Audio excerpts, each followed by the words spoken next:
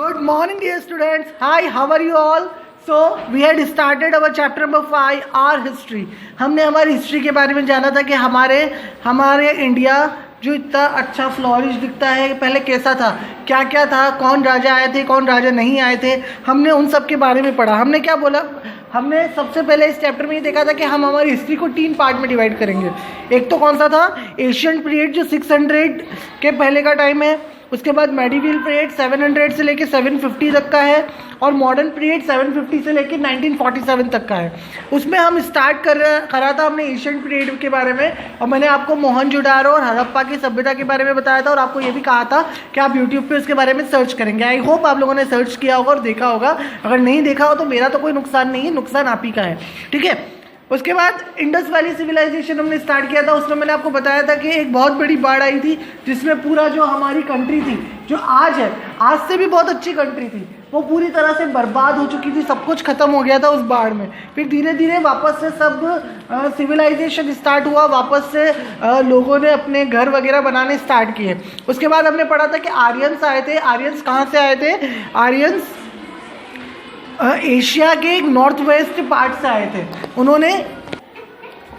फिर उसके बाद हमने देखा था कि जब आर्यंस आए ना, तो आर्यंस मतलब बहुत धार्मिक लोग थे। वो क्या लेके आए? वेदास लेके आए। जो आज हम वेद पढ़ते हैं, महाभारत रामायण पढ़ते हैं, ये सब आर्यंस लेके आए थे। आर्यंस के पहले मैंने आपको बताया था कि इंडिया में किनका राज था? रानियों का राज था। आर्यंस के आने के बाद राजाओं ने, और आर्यंस की बहुत सारी पीढ़ी, 3-4 पीढ़ियों ने राज किया। उसके बाद क्या हुआ? उसके बाद महाजनपद, जब आर्यंस के पीरियड को वैदिक एज कहते थे, जब आर्यंस चले गए उसके बाद महाजनपदास बना। महाजनपदास मतलब अलग अलग राजा थे, अलग अलग राजा के अलग अलग किंगडम्स थे, और वो सब अपने अपने राज्य में राज करते थे। फिर हमने अलेक्जेंडर द ग्रेट की स्टोरी पढ़ी थी कि अलेक्जेंडर द ग्रेट बहुत ग्रेट था, क्योंकि जैसे उसने पूरे दुनिया पर अपना कब्जा कर लिया था, और इंडिया में भी पंजाब को उसने हासिल कर लिया था, लेकिन किंग पोरस की वजह से उसने उसका राज्य इसको वापस से दे दिया था। उसके बाद हमने चंद्रगुप्त मौर्य की स्टोरी पढ़ी थी। वो स्टोरी हमने देखा था कि कैसे चंद्रगुप्त मौर्य के फादर के साथ एक राजा ने धोखा किया था, और कैसे उसका राज्य छीन लिया था। उसके टीचर के साथ मिलकर चंद्रगुप्त मौर्य ने अपनी माँ को वापस छुड़ाया था और अपना राज्य वापस हासिल किया था। और हमने ये भी पढ़ा था कि चंद्रगुप्त मौर्य बहुत शक्तिशाली और बहुत अच्छा राजा था। उसने पूरा इंडिया जो अलग अलग राज्यों में डिवाइड हो चुका था, उसको सारे राज्य को जीते थे, और वापस से इंडिया को लगभग आधे से ज़्यादा इंडिया को अपने कब्जे में कर लिया था। और वो बहुत अच्छा, मतलब बहुत, एक तो शक्तिशाली राजा था। शक्तिशाली होना एक अच्छी बात है, ठीक है, कि पावरफुल होना चाहिए। उसके साथ साथ अच्छे दिल का भी था। वो अपनी जनता का बहुत ख्याल रखता था, जिसकी वजह से लोग उसको बहुत पसंद करते थे। अब चंद्रगुप्त मौर्य के बाद यह डायरेक्ट अशोका द ग्रेट के बारे में बता रखा है, पर अशोका द ग्रेट चंद्रगुप्त मौर्य का पोता है, ठीक है। चंद्रगुप्त मौर्य के बाद अशोका द ग्रेट डायरेक्ट नहीं आया था। चंद्रगुप्त मौर्य के बाद उसका बेटा हुआ था बिंदुसार का बेटा अशोका था, ठीक है। अब देखते हैं हम अशोका द ग्रेट की story. Chandragupta grandson Ashoka become the empire after the formally crowned himself in 273 BCE and extended the boundaries of this empire. He fought the war of Kalinga in 261 BCE, but became so upset by the bloodshed and loss of his life that he decided not to fight any war. He accepted Buddhism and helped spreading it in India and other Asian countries. Ashoka got inscriptions made on the rocks and pillars so that the message could reach the people. He created a new post called Mahamatra, Minister of Morality. He created in his kingdom during his region. Ashoka fold and motif found on the top of this pillar is a national emblem of India. अब अशोका की story ऐसी है कि अशोका बहुत शक्तिशाली राजा था, बहुत मतलब, और बहुत पावरफुल राजा था। अब हुआ क्या था अशोका द ग्रेट के साथ? अशोका द ग्रेट के टाइम पे ये बताया जाता है कि अशोका द ग्रेट बहुत सारे वॉर वगैरह करता है, ठीक है, बहुत सारे वॉर वगैरह करता है। तो उस एक स्टोरी ऐसी बताई जाती है अशोका द ग्रेट की। अशोका द ग्रेट की स्टोरी ऐसी थी कि अशोका द ग्रेट जो भी वॉर करता था वो सारे वॉर जीतता था। पर एक बार एक वॉर में उसने ये देखा कि देखो, आपको युद्ध करेगा तो युद्ध में सोल्जर्स होंगे, वो सोल्जर्स या तो किसी का भाई होगा या किसी का पति होगा या किसी का बेटा होगा, कोई ना कोई, हर आदमी के बहुत सारे रिश्ते होते हैं, तो वो कोई ना कोई तो होगा। तो उसको ना एक औरत आती है अशोका द ग्रेट के पास कि तुम ये सारे राज्य जीत तो रहे हो, लेकिन तुम इस सारे राज्य जीतने के बाद भी ना खुश नहीं रह पाओगी कभी, उसको ऐसा बोलती है। तो इसको ऐसा लगता है कि इससे मुझे ऐसा श्राप क्यों दिया कि मैं खुश नहीं रह पाऊंगा कभी। और फिर वो उसी लेडी से पूछता है कि तुम्हें क्या दिक्कत है, मैं तो अपने राज्य के, तो तुम अपने राज्य तो जीतते जा रहे हो, पर तुम्हारे इस राज्य को जीतने के चक्कर में कितने लोग अपनी जान गंवा रहे हैं, कितनी औरतें तुम्हारी वजह से विधवा हो रही है, कितनी माँ अपने बच्चों को खो रही है, कितने भाई बहन बिछड़ रहे हैं, उन लोगों की हाई तुम्हें लगेगी। तो ये सब सुन के ना अशोका को बिल्कुल बहुत सदमा पहुंचता है कि हाँ, मैं अपने राज्य को बढ़ाने के चक्कर में मेरी वजह से कितने लोग मारे जा रहे हैं। तो उसके बाद ना वो ये डिसाइड करता है कि अब मैं कोई भी वॉर नहीं लड़ूंगा। लेकिन ये पॉसिबल कैसे होता है? एक राजा को वॉर तो लड़ना पड़ेगा ना, उसके राज्य को भी बढ़ाना पड़ेगा और वॉर भी लड़ना पड़ेगा।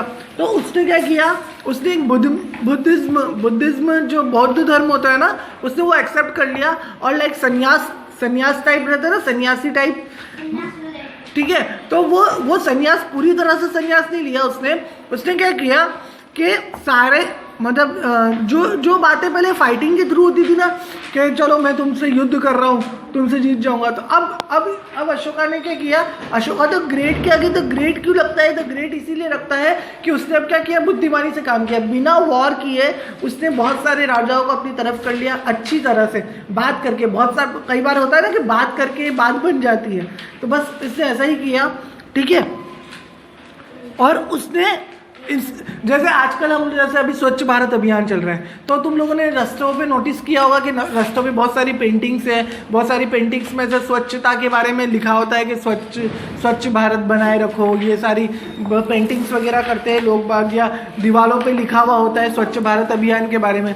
तो वैसे ही उस टाइम पे ना ये जो अच्छी बातें थी कि हमें युद्ध नहीं करना चाहिए, हमें मिल बांट के रहना चाहिए, हमें सबसे मेलजोल बना के रखनी चाहिए, ये सारी बातें उसने वहाँ पे दीवारों पर लिखवा दी थी और संदेश लोगों तक पहुँचाया था, क्योंकि वो तो राजा था और राजा का संदेश तो सबको फॉलो करना पड़ेगा।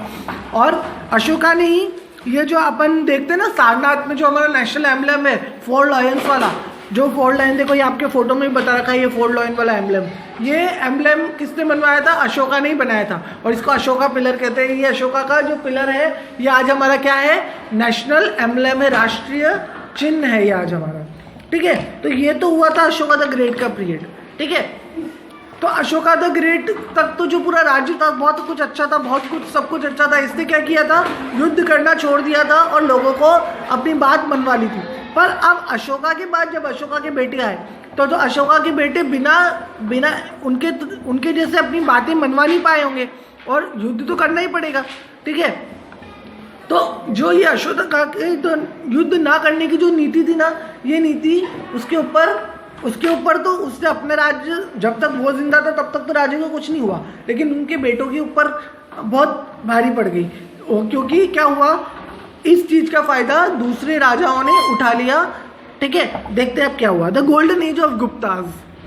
After the Mauryans, the Gupta ruled over the country in 4th and 5th century.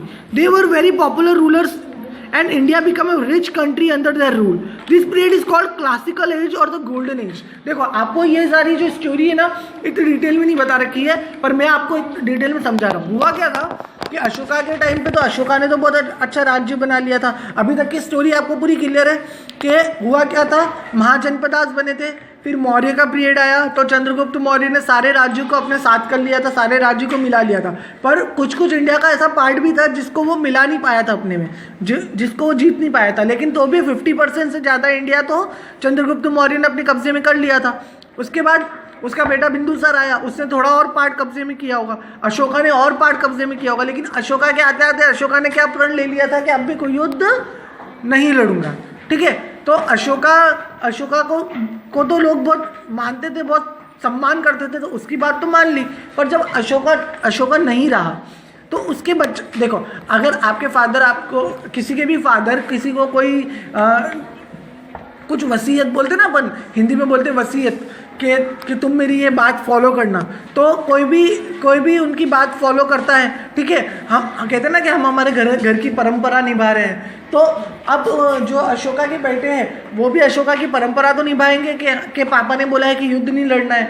Ashoka मर गया तो उसके बाद भी वो ये उनका जो परंपरा जो उन्होंने स्टार्ट करी थी वो फॉलो तो करेंगे ना वो। तो उस परंपरा को फॉलो करने के चक्कर में साउथ में गुप्तास थे, गुप्तास का एक रीजन था। उन्होंने क्या देखा कि अरे वाह यार ये तो युद्ध नहीं लड़ रहे, तो उन्होंने क्या किया, युद्ध अपने आप ही स्टार्ट कर दिया। अब जब ये सामने से जवाब नहीं देंगे तो हार ही जाएंगे ना। तो ऐसे करके जो सारा जो मौर्यंस का पूरा राज्य था ना, धीरे धीरे क्या किया, उन्होंने अपने कब्जे में ले लिया। पर यहाँ पर आपको इतना डिटेल में नहीं बता रखा है, ठीक है। आपको अभी आपकी बुक में क्या कर रखा है कि कब्जे में कैसे लिया ये नहीं बता रखा, बस ऐसा बता रखा है कि मौर्य के बाद गुप्तास ने इस पूरे एरिया को, पूरे रीजन को अपने कब्जे में ले लिया था। अब क्या हुआ, जब गुप्तास आए ना तो गुप्तास तो वापस से युद्ध कर रहे थे। गुप्तास के तो किसी अशोका ने बोला नहीं था उनको कि युद्ध नहीं करना है, तो वो तो वापस से।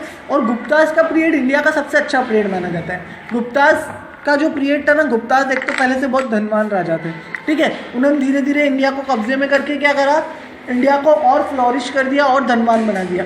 तब इंडिया गुप्तास के पीरियड में ऐसा माना जाता है कि इंडिया के पास इतनी धन संपत्ति थी कि इतनी धन संपत्ति किसी भी और पीरियड में नहीं हुई है। तो सबसे गोल्डन पीरियड कहा जाता है गुप्तास का पीरियड, इंडिया की हिस्ट्री में सबसे गोल्डन पीरियड कहा जाता है, ठीक है। It was the most prosperous age in the Indian history. Art, culture, science, mathematics, astronomy, grammar developed by the leaps and bounds during the period. मतलब इतना अच्छा पीरियड था कि मतलब सारी तरह की पढ़ाइयाँ हमारे यहाँ होती थी, सारी तरह के मतलब एक तरह से पूरी तरह से एक मॉडर्न इंडिया टाइप का, उस टाइम का मॉडर्न इंडिया बन चुका था हमारी कंट्री, ठीक है। अब आता है, अब ये गुप्तास का पीरियड हो गया, अब आता है मेडिवल पीरियड। मेडिवल पीरियड कब से स्टार्ट होगा, 700 से लेकर 700 से लेकर 1750। अभी तक हमने देखो, हमने लास्ट लेक्चर में पढ़ा था कि हम हिस्ट्री को 3 पार्ट में डिवाइड कर रहे हैं।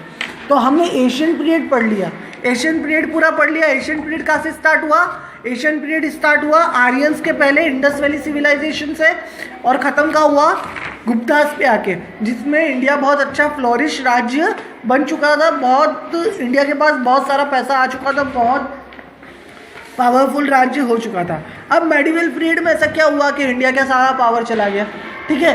देखते हैं अब मेडिवल पीरियड में क्या हुआ। Towards the close of 10th century, the rulers of Arabia and Persia become powerful. They attacked India because it was a rich country. Mahmud of Ghazni and Muhammad Ghori raided the country and carried away large amount of wealth. ठीक है, अब क्या हुआ, India बहुत अच्छा राज्य बन चुका था, तो सारे दूसरे राज्यों को भी पता चलेगा अरे इंडिया तो बहुत अच्छा है, चलो अपन भी वहाँ पे अपन इनके साथ युद्ध करते हैं। अगर अपन को इनका कब्जा मिल गया तो अपन भी बहुत पैसे वाले हो जाएंगे, ठीक है। तो बहुत सारे जो बाहर के राजा थे, अरब के और पर्सिया के, उन्होंने हमारे ऊपर क्या बोला, हमला बोला। दूसरे देश के राजाओं ने क्या बोला, हमारे ऊपर हमला बोला। और कौन, एक तो महमूद ऑफ गजनी का एक महमूद नाम का आदमी, और मोहम्मद गौरी, उन्होंने कंट्री पर धीरे धीरे अपना कब्जा जमाया और हमारी कंट्री से बहुत कुछ लूट के चले गए। अब आते हैं तो दिल्ली सल्तनत पर। अब क्या हुआ कि अभी तक हमारी जो कंट्री थी, एशियन पीरियड तक जो हमारी पूरी कंट्री थी, उसमें केवल हमारी कंट्री के लोगों ने ही राज किया। अब मेडिवल पीरियड में हम पढ़ेंगे कि इंडिया के बाहर से लोग आए, उन्होंने इंडिया के राजाओं को हराया और अपनी सत्ता को क्या किया, कायम किया। और इंडिया को बहुत सारे राजा उसमें बहुत अच्छे भी हुए, जिसने इंडिया का नाम और बड़ा किया और इंडिया को और अच्छा बनाया। और बहुत सारे राजा ऐसे भी हुए जो खाली इंडिया को लूटने के पर्पज से आए थे। वो क्या चाहते थे कि इंडिया का वेल्थ हम हमारी कंट्री में ले जाए, इंडिया का सारा पैसा हम हमारी कंट्री में ले जाए। चलो, now we are starting with the Delhi Sultanat. नाम से मालूम पड़ रहा है कि दिल्ली की राजगद्दी के बारे में बात हो रही है। देखो, हमारा इंडिया बहुत फ्लोरिश राज्य माना जाता था, और हमने लास्ट ईयर 3rd क्लास में दिल्ली वाला जब चैप्टर पढ़ा था तब हमने यही देखा था कि दिल्ली पर सबकी नज़र रहती थी, क्योंकि दिल्ली इंडिया का एकदम मेन पार्ट था। लेकिन आपको ये बात एक बार और समझनी पड़ेगी कि दिल्ली पहले इंडिया का कैपिटल नहीं था। अभी हमारे इंडिया का कैपिटल क्या है, न्यू दिल्ली है, लेकिन पहले इंडिया का कैपिटल कोलकाता था। पर ऐसा माना जाता था कि अगर नॉर्थ इंडिया पर राज करना है तो दिल्ली पर अगर तुमने राज कर लिया तो पूरा नॉर्थ इंडिया धीरे धीरे तुम्हारा हो जाएगा। नॉर्थ इंडिया मतलब वहाँ पे पंजाब हरियाणा वाला पार्ट, उसके दिल्ली के आसपास जितने स्टेट आते हैं ना, तो सबकी नज़र दिल्ली सल्तनत पर थी। तो दिल्ली सल्तनत, अब मेडिवल पीरियड में हम क्या पढ़ेंगे कि धीरे धीरे बाहर के राजा आए, उन्होंने धीरे धीरे अपनी दिल्ली पर अपनी सत्ता कायम करी। कुछ कुछ जगह ऐसी थी जहाँ पर अभी भी गुप्तास का पीरियड था, जहाँ पर अभी भी इंडिया के राजा ही राज कर रहे थे। पर कुछ कुछ जगह पर क्या हुआ था, बाहर के राजाओं ने आकर हमारा कब्जा जमा लिया था। The slave dynasty was the first Turkish dynasty in India from 1206 to 1290. Qutbuddin Aibak became the ruler of the North India. He founded the Delhi Sultanate. Delhi सल्तनत को स्टार्ट किसने किया था, कुतुबुद्दीन ऐबक ने स्टार्ट किया था। He was followed by the Iltutmish. उसके बाद कौन आया, इल्तुतमिश आया, रज़िया सुल्ताना, बालबान, ये सारे एक के बाद एक राजा है। सबसे पहले कुतुबुद्दीन ऐबक आया, जिससे कुतुब मीनार बनाया था। दिल्ली में कुतुब मीनार है ना, वो किससे बनाया था, ये कुतुबुद्दीन ऐबक ने ही बनाया था। उसके बाद इल्तुतमिश आया, इल्तुतमिश के बाद कौन आए, रज़िया सुल्ताना। रज़िया सुल्ताना पहली ऐसी रूलर थी इंडिया की जो लेडी थी वापस से, ठीक है। और बालबान, उसके बाद बालबान आया। The first two rulers made the famous Qutub Minar which is located at Mehrauli, new Delhi even today, ठीक है। कुतुबुद्दीन ऐबक ने कुतुब मीनार बनाया था जो आज भी दिल्ली में है। When the दिल्ली सल्तनत decline, north India was divided into many small kingdom. तो दिल्ली सल्तनत कौन सा सल्तनत है, जिसको बाहर से, इंडिया के बाहर से आए हुए लोगों ने बनाया था। इंडिया के बाहर से आए हुए लोगों ने बनाया था और उन्होंने पूरा तो दिल्ली सल्तनत के टाइम पे उन्होंने क्या किया था, दिल्ली जो बाहर के राजा थे ना, उन्होंने दिल्ली और दिल्ली के आसपास का जो पूरा नॉर्थ इंडिया था उसको धीरे धीरे अपने कब्जे में ले लिया था, ठीक है। अब जैसे दिल्ली सल्तनत का पीरियड, ये सारे जो राजा लोग थे ये सब चले गए, ये सब की डेथ हो गई, तो वैसे ही वापस से क्या हुआ, दिल्ली का जो किंगडम है ना, वापस से धीरे धीरे उसके आसपास के राज्य स्मॉल राजाओं के बीच में वापस छोटे छोटे राजाओं ने अपने अपने हाथ में ले लिया कि इसको इसने ले लिया, इसको इसने, वापस से छोटे छोटे टुकड़ों में बट गया उसका पूरा part. The Mughal invented India under the leadership of Zahiruddin Mohammad Babur. In 1526, the first battle of Panipat took place and Babur defeated the last Sultan of India, Ibrahim Lodhi. Ibrahim Lodhi तक दिल्ली सल्तनत था, ठीक है। फिर क्या हुआ, अफगानिस्तान से कहा जाता है कि अफगानिस्तान से एक बहुत शक्तिशाली राजा था बाबर आया अफगानिस्तान से, और उसने क्या किया, किसको हरा दिया, उसने इब्राहिम लोधी को हरा दिया था। The Mughal ruled over a vast region from Kabul to Assam and from Kashmir to Tanjore. और मुगलों ने फिर इंडिया पर मुगलों का शासन स्टार्ट हो गया, और मुगलों का शासन इंडिया में सबसे इम्पॉर्टेंट शासन माना जाता है, और मुगल पीरियड को सबसे इम्पॉर्टेंट पीरियड माना जाता है। मुगल में ही आपका राजा अकबर आता है, शाहजहाँ आता है, ये सारे मुगल राजा थे। तो अफगानिस्तान में से सबसे पहले कौन आया था, सबसे पहले आया था बाबर। इस मुगल एम्पायर को बहुत इम्पॉर्टेंटली आपको समझना पड़ेगा, ये बहुत इंपॉर्टेंट पार्ट है पूरे चैप्टर का। तो इससे पहले आपको अभी तक जो पढ़ाया है वो समझ में आ गया है ना कि कैसे मेडिवल पीरियड स्टार्ट हुआ था। मेडिवल पीरियड में बाहर से लोग आना स्टार्ट हुए, उन्होंने इंडिया पर कब्जा किया। दिल्ली सल्तनत सबकी नज़र कहाँ पे थी, दिल्ली पर थी, ठीक है। बहुत सारे राजा आए, फिर वो सारे राजा चले गए, तो वापस से वो पूरा जो एरिया है वापस से छोटे छोटे किंगडम्स में बढ़ गया, ठीक है। और दिल्ली सल्तनत के टाइम पे कहाँ से राजा आए थे, अरब और पर्शिया से, सऊदी अरेबिया से और पर्शिया से आए थे ये सारे राजा। अब ये जो मुगल एम्पायर में जो बाबर आया ना, बाबर कहाँ से आया था, अफगानिस्तान से आया था, ठीक है। और अब हम स्टार्ट करते हैं मुगल एम्पायर से। मुगल एम्पायर के बारे में आपको शायद ज़्यादा दे नहीं रखा है, पर मैं आपको मुगल एम्पायर डिटेल में पढ़ाऊंगा, इसलिए इसके लिए आपको ध्यान से सुनते रहना पड़ेगा। The Mughal empire, Babur was the first ruler and founder of the Mughal empire. पहला रूलर कौन था मुगल एम्पायर का, बाबर, ठीक है। He claimed his destiny from Timur in the parental side and Changez Khan on the maternal side. He established the largest centralized Mughal empire during the pre-modern period of history. After the death of Babur, his son Humayun ascended the throne. Humayun conducted his first campaign against Sher Shah Suri. The battle of Chausa took place between Humayun and Sher Shah overthrew him.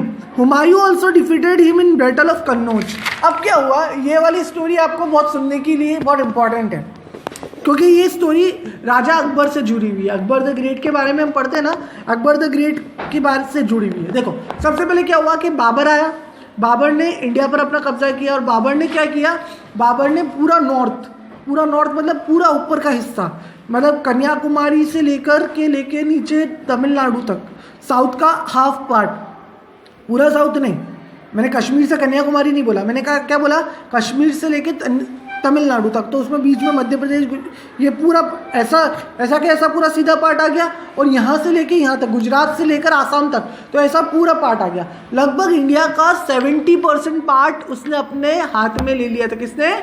Babar ने। ठीक है, अब उसके बाद क्या हुआ, उसके बाद उसका बेटा आया हुमायूं। बाबर का बेटा कौन था? हुमायूं आया। तब एक शेर शाह सूरी नाम का एक इंडियन राजा था। उसने क्या किया, उसने हुमायूं को अपनी एक बैटल में हरा दिया 1539 में। वो बैटल कहाँ थी? बैटल ऑफ चौसा नाम की बैटल थी। उसमें उसने क्या किया, हुमायूं को हरा दिया। हुमायूं किसका बेटा था? बाबर का बेटा था। तो हुमायूं को उसने हरा दिया। तो अब कई बार मैंने आपको बताया था कि पहले के टाइम पे राजा क्या करते थे, या तो उसको कैदी बना लेते थे या उसको मार डालते थे, या और कई बार बस राजा अच्छे होते थे तो छोड़ देते थे। अब हुमायूं जो था ना, बाबर तो बहुत क्रूर राजा था, मतलब उसको किसी ऊपर रहम नहीं आता था, उसको गुस्सा आया तो मार डालेगा। ठीक है, और ऐसे ही करके उसने धीरे धीरे 70% ऑफ इंडिया कवर कर लिया था। पर जो बाबर का बेटा हुमायूं था वो थोड़ा नरम दिल का था। तो अब क्या हुआ कि शेर शाह सूरी ने उससे ये राज्य इसी तरह से इसकी जो नम्रता थी ना, उसी का फ़ायदा उठाकर इससे उसका राज्य छीन लिया था युद्ध में। अब हुआ क्या था कि इसको बंदी बना लिया। तो इसने शर्त रखी कि ठीक है, तुम मुझे बंदी बनाना है ना, तुम मुझे बंदी बना कर रखना, तुम्हें मुझे बंदी बनाना है, तुम मुझे बंदी बना लो, लेकिन मेरे परिवार को छोड़ दो। वो हम लोग कहाँ से आए? अफगानिस्तान से आए थे वो लोग। मेरा पूरा परिवार अफगानिस्तान चला जाएगा। अब ये जो था ना बाबर के शेर शाह सूरी के हुमायूं, पहले कौन आया? बाबर का बेटा हुमायूं। तो हुमायूं को कैदी कर लिया था। तो अब हुमायूं ने क्या किया, हुमायूं का एक बहुत अच्छा फ्रेंड था, मतलब राजा के साथ एक होता है ना कि जो राजा के साथ रहता है ऑल टाइम, सेनापति टाइप। तो उसने अपने सेनापति को बोला कि ये मेरा, तब तक अकबर पैदा हो चुका था, हुमायूं का बेटा अकबर पैदा हो चुका था, अकबर 4-5 साल का ही था तब। ठीक है, तो उसने उससे रिक्वेस्ट करी कि तुम मुझे जाने दो इन सबको। ठीक है, उसने अपना जो सलाहकार था ना, उससे बोला कि मैं तो बहुत नरम दिल का था, और मेरी अच्छा होने की वजह से ही आज मैं भुगत रहा हूँ कि मैं कैदी बना लिया गया हूँ और मेरा पूरा राज्य छीन लिया गया है। मेरे बेटे को ऐसा तैयार करना कि ये वापस से शेर शाह सूरी से अपना राज्य वापस से हासिल कर सके और मुझे चुरा ले। ठीक है, अब हुआ क्या, इसका जो सेनापति था ना, किसका? हुमायूं का सेनापति था। उसने परमिशन ले ली थी कि हम सब वापस चले जाएंगे, तो वो उसको लेके अफगानिस्तान चले जाते हैं। अब अफगानिस्तान में क्या होता है कि अफगानिस्तान में जो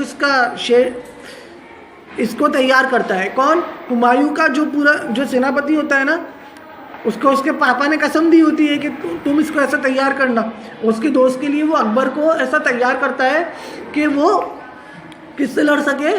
शेर शाह सूरी से लड़ सके और अपने पापा को कैद से छुड़ा सके। ठीक है, तो वो ये इसको इतना ऐसा तैयार करता है कि अकबर बहुत क्रूर राजा बन जाता है। क्रूर राजा मतलब ऐसा कि किसी पे रहम नहीं खाना है, कि किसी पे इसको रहम आता ही नहीं था।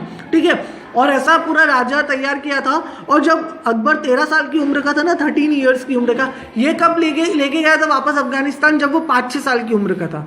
अब जब 13 साल की उम्र का था तो कितने साल हो गए? 7-8 साल हो गए। इसको 7-8 साल में ट्रेनिंग देके बहुत मजबूत तैयार कर लिया था। इस ट्रेनिंग के चक्कर में अकबर ने कभी भी शिक्षा प्राप्त नहीं करी थी। क्यों? क्योंकि उसके दिमाग में वो 5-6 साल का बच्चा था, तब से उसके दिमाग में क्या भर दिया गया था कि तुम्हें अपने पिताजी का बदला लेना है। तो वो उसके लिए उसको उसके सेनापति ने तैयार किया था, ठीक है। तो अब क्या होता है, वापस से हुमायूं को he wandered from about 15 years till he regained the throne after the Sher Shah death. हाँ, अब क्या बता, यहाँ पर आपको ऐसा बता रखा है कि जो ये हुमायूं था ना, वो उसको कैदी बना लिया था, वो कैद से छूट के क्या हो गया था, भाग गया था, कैद से छूटकर भाग गया था। और वो 15 साल यहाँ वहाँ भटकता रहा। और ये जो 15 साल वो यहाँ वहाँ भटका ना, उतने में उसने क्या किया, अकबर को, उसके सेनापति ने अकबर को रेडी कर दिया था, ठीक है। फिर अकबर ने वापस से शेरशाह सूरी के साथ युद्ध किया। शेरशाह सूरी ने अकबर के पापा को हरा दिया था। अकबर ने उसका बदला लेने के लिए शेरशाह सूरी से युद्ध किया। और शेरशाह सूरी के साथ क्या हुआ कि शेरशाह सूरी ने सोचा कि अरे ये तो इसका बेटा है, क्या है, तो छोटा सा तो बच्चा है 13-14 साल का, ये मुझे क्या हराएगा। तो वो ओवर कॉन्फिडेंस में रह गया और इसने उसको हरा दिया और वापस से जो दिल्ली की जो सत्ता थी उसको हासिल कर ली। अब वापस से अकबर ने हरा दिया तो अकबर राजा नहीं बना। अकबर ने किसको बिठाया, उसके पापा को ही बिठाया, क्योंकि उसने अपनी सत्ता वापस से बदला किसके लिए लिया था, उसके पापा के लिए लिया था। तो उसके पापा वापस से बैठ गए, लेकिन उसके पापा सत्ता को 1-1.5 साल भी इंजॉय नहीं कर सके। उनके कुछ भी पहले, आजकल तो अपने डॉक्टर वगैरह सब कुछ होता है, तो आजकल तो बीमारियों की इलाज हो जाते हैं। पहले के ज़माने में ना बहुत सारी बीमारियाँ ऐसी थी जिसका कोई इलाज नहीं था, तो उनको ऐसी कोई बीमारी लग गई थी जिसकी कोई इलाज नहीं था, उसकी वजह से वो मर गए थे। तो फिर 14-15 साल की उम्र में ही अकबर के पास क्या आ गई थी, इंडिया की सत्ता आ गई थी। जब वो कितना छोटा था, 14 से 15 साल का ही था, तब उसने पूरा इंडिया उसके हाथ में आ चुका था, ठीक है। अब अकबर द ग्रेट की स्टोरी के बारे में हम पढ़ेंगे। आप लोगों ने अकबर द ग्रेट के बारे में सुन रखा है, बहुत सारी मूवीज़ बनी हैं, बहुत सारी सीरियल्स बनी हैं। नॉर्मली इसमें से जोधा अकबर नाम की मूवी बहुत फेमस है, जिसमें जोधा भाई और अकबर के बारे में बता रखा है। उसके बारे में आपको डिटेल में मैं नेक्स्ट लेक्चर में बताऊंगा, ठीक है। अब हम अकबर की स्टोरी पढ़ेंगे, अकबर ने कैसे पूरे इंडिया का दिल जीता था। अभी तक के जो राजा थे ना, हुमायूं और बाबर, उन्होंने खाली इंडिया पर कब्जा किया था, लेकिन लोगों के दिल में जगह नहीं बनाई थी। लोगों के दिल में तो ऐसा ही था कि ये लोग बाहर के राजा हैं और हमारे इंडिया पर कब्जा करने आए हैं। वो कभी उनको दिल से राजा उन्होंने नहीं माना था, पर अकबर को उन्होंने दिल से राजा माना और अकबर ने भी इंडिया के लिए बहुत कुछ अच्छा किया। फिर अकबर के बच्चों ने क्या किया इंडिया के लिए, फिर अंग्रेज इंडिया कैसे आए, अंग्रेजों ने इंडिया पर कैसे कब्जा किया, और ये सारी चीज़ें हम नेक्स्ट लेक्चर में पढ़ेंगे। Till then good bye, take care, have a great day.